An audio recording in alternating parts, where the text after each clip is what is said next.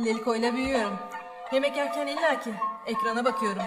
Sihirli periler, hayaletli köşkler, gece rüyama giriyor köstebekgiller. Annemin nurlu yüzünü unuttum. Kendim telefonla, tabletle avuttum. Nerede misketler? Kutu kutu pense, anca parmaklıyorum. Tableti nedense. Bazen unutuyorum. Nerede yaşıyorum?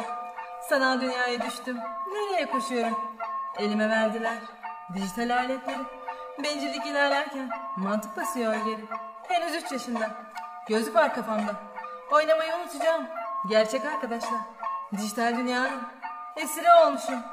Kafa 1 milyon. Daha bu küçük yaşımda. Kalbim kırıldı.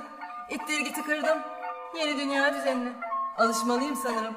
Bir elimde cips kola, bir elimde çikolata. Sıkıysa geldim. Obezite olma. İlk antibiyotiğimi 3 aylıkken aldım. Kafa yaptı bende. Her ay tekrarladım. Kaba ette kolda.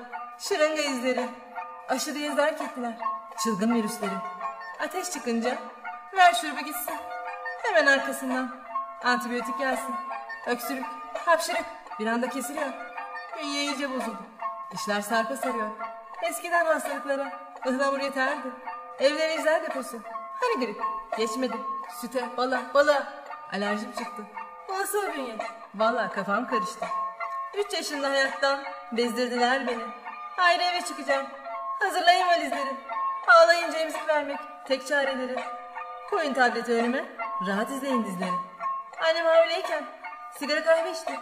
Sonra da bu çocuk niye aptal oldu ki dedi. Babam gizli gizli balkonda tutturuyor. Pencereden görüyorum. O bunu bilmiyor. Benim nesil çocuğum. Sanıyorlar indigoyum. Doğarken meme bağımlılığını ben mi seçiyorum? Fıtratımda var diyorum. Anlatamıyorum. Maalesef şu şartlarda büyümeye korkuyorum.